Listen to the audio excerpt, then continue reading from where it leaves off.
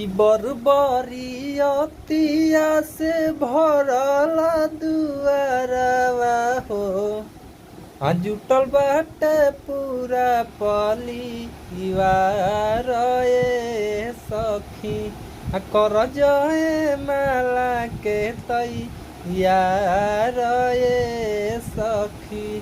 जुटल बड़ुए पूरा परिवार ए सखी। बाजे लागल बाजा दुआरे लागी बरियतिया। देर नाही कर सुन मान हमार बतिया।